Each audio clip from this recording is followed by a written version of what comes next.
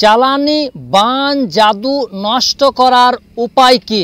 কেউ যদি বান মেরে দেয় সেই বানটিকে তার দিকেই ঘুরিয়ে দেওয়ার কোরআনি উপায় কি? সেই বান কাটানোর দোয়া কি?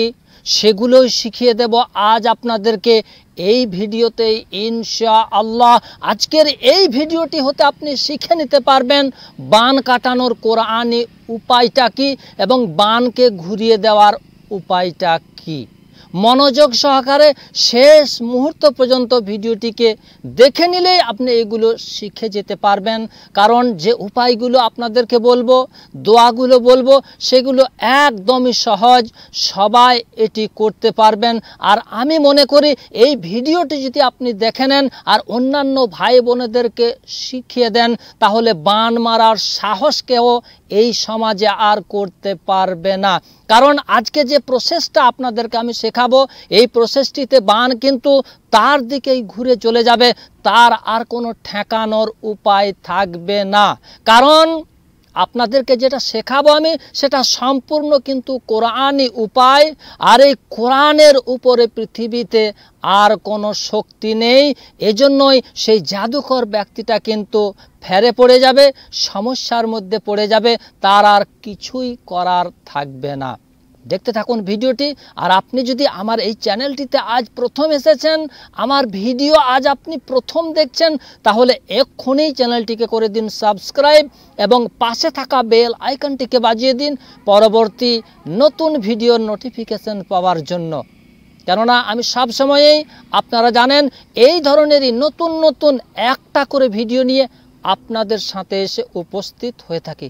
তো চলুন বন্ধুরা, আজকের মূল বিষয়টার দিকে এগিয়ে যাওয়া যাক।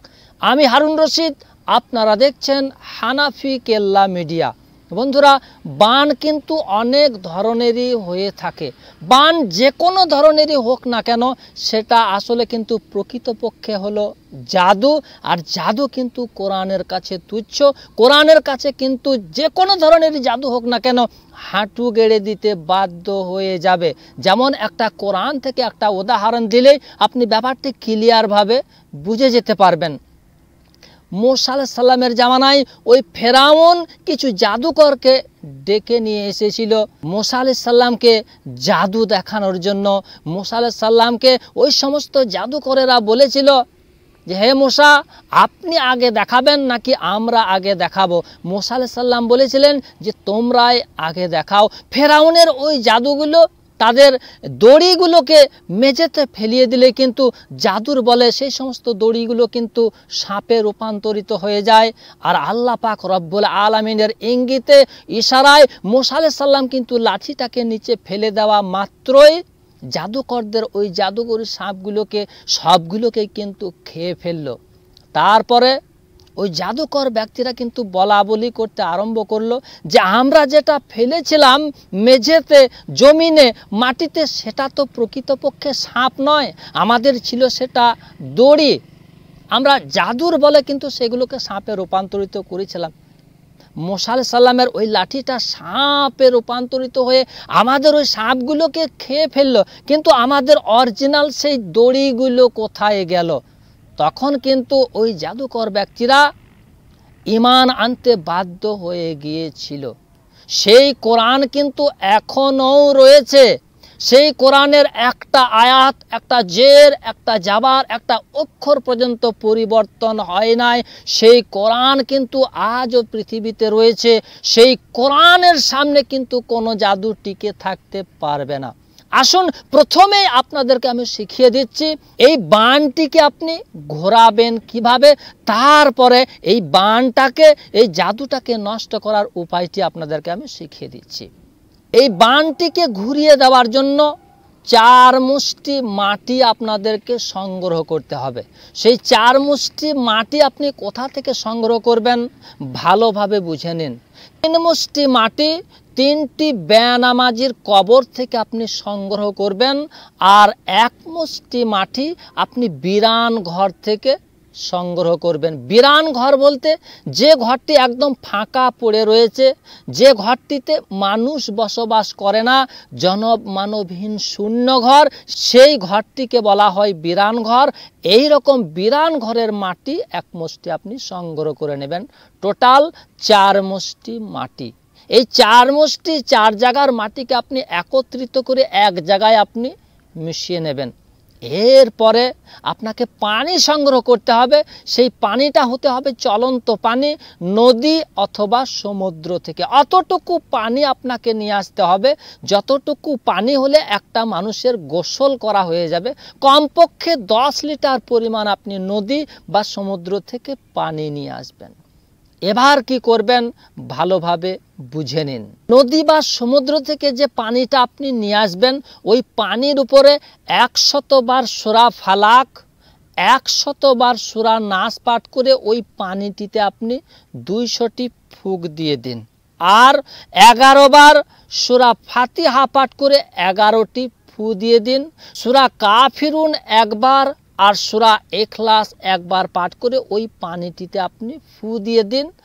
আর বেশ কতগুলো বড়ই বা কুল গাছের পাতা আপনি বেটে বা পেশাই করে ওই পানিটিতে আপনি মিশিয়ে দিন। বাস পানিটা হয়ে গেল আপনার তৈরি। এবার ওই মাটিটাকে নিয়ে আপনি কি করবেন ভালোভাবে বুঝে নিন। তার আগে আর একটা কাজ আপনাকে করতে হবে, সেটা হচ্ছে সামান্য একটু তেল নিয়ে ওই তেলের উপরে সূরা আবাসা একবার পাঠ করে একটা ফু দিয়ে, যে রোগীটার শরীর থেকে আপনি বান নষ্ট করতে চাইছেন, যে রোগীটার শরীর থেকে বানটিকে আপনি ঘুরিয়ে দিতে চাইছেন, সেই রোগীটাকে আপনি ভালোভাবে শরীরে মাখিয়ে দিন। আর ওই রোগীটাকে আপনি রৌদ্রে বসিয়ে দিন। রৌদ্রে বসিয়ে দিলেই ওই রোগীটার শরীর থেকে ঘাম নির্গত হবে। ওই রোগীটার শরীর থেকে কিছুটা পরিমাণ ঘাম আপনি চেঁচে নিয়ে ওই মাটিটার সাথে আপনি মিশিয়ে দিন, যে মাটিটি আপনি 4 মুষ্টি সংগ্রহ করে রেখেছেন। আর ওই পানিটা দিয়ে, যে পানিটা আপনি নদী বা সমুদ্র থেকে জোগাড় করে নিয়ে এসেছেন, দোয়া কালামগুলো পাঠ করে ফু দিয়ে রেখেছেন, আর কুল বা বড়ই গাছের পাতা পিষে আপনি মিশিয়ে রেখেছেন, ওই পানিটা থেকে কিছুটা পরিমাণ পানি আপনি রোগীটাকে পান করিয়ে দিন। আর অবশিষ্ট পানি দিয়ে রোগীটাকে আপনি গোসল করিয়ে দিন। গোসলের ওই পানি থেকে সামান্য একটু পানি নিয়ে ওই মাটিটিতে আপনি মিশিয়ে দিন, যে মাটিটি আপনি 4 মুষ্টি সংগ্রহ করে রেখেছেন। বাস রোগীর গোসলের কাজ কমপ্লিট। এবার ওই মাটির মধ্যে আপনি 313 বার ইয়া মুমিতু ইয়া মুমিতু ইয়া মুমিতু এই এসএমটি পাঠ করবেন। কতবার? 313 বার পাঠ করে ওই মাটিটিতে আপনি ফু লাগিয়ে দিন। একটা ফু লাগিয়ে দিলেই কিন্তু হয়ে যাবে। এরপরে আপনি ওই মাটিটিকে চলন্ত নদী বা সমুদ্রে আপনি ফেলে দিন, কিংবা যে কবর থেকে আপনি এই মাটিগুলো সংগ্রহ করেছেন ওই কবরের মধ্যে ফেলে দিয়ে চলে আসুন। আর মজা দেখুন ওই জাদুকর ব্যক্তিটার কি হয়, মানে যে বানটি রোগীটাকে লাগিয়েছে তার কাছেই, তার শরীরেই কিন্তু বানটা ফিরে চলে যাবে, তার আর ঠেকানোর কোনো ক্ষমতা থাকবে না। এরপরে রোগীটার জন্য আর একটা কাজ করতে হবে আপনাকে। সামান্য আর একটু তেল নিয়ে ওই তেলের উপরে 4 কুল একবার করে, আয়াতুল কুরসি একবার, সূরা ফাতিহা একবার, আর সূরা বাকারার শেষের 2টি আয়াত একবার পাঠ করে তেলে ফু দিয়ে ওই তেলটাকে পানের পাতা দিয়ে রোগীর শরীরে মালিশ করতে বলবেন। 7 থেকে 10 দিনের মধ্যে রোগীটা একেবারে চাঙ্গা হয়ে যাবে ইনশাআল্লাহ। বন্ধুরা, এই ছিল বানকে ঘুরিয়ে দেওয়ার কোরআনি উপায় এবং বান কাটার আমলটি। ভিডিওটি আপনাদেরকে ভালো লাগলে অবশ্যই একটা লাইক, চ্যানেলে নতুন এসে থাকলে এক্ষুনি চ্যানেলটিকে করে দিন সাবস্ক্রাইব। দেখা হবে পরবর্তী আবার অন্য কোনো ভিডিওতে ইনশাআল্লাহ। সে পর্যন্ত আপনারা সকলেই ভালো থাকুন, সুস্থ থাকুন। ধন্যবাদ।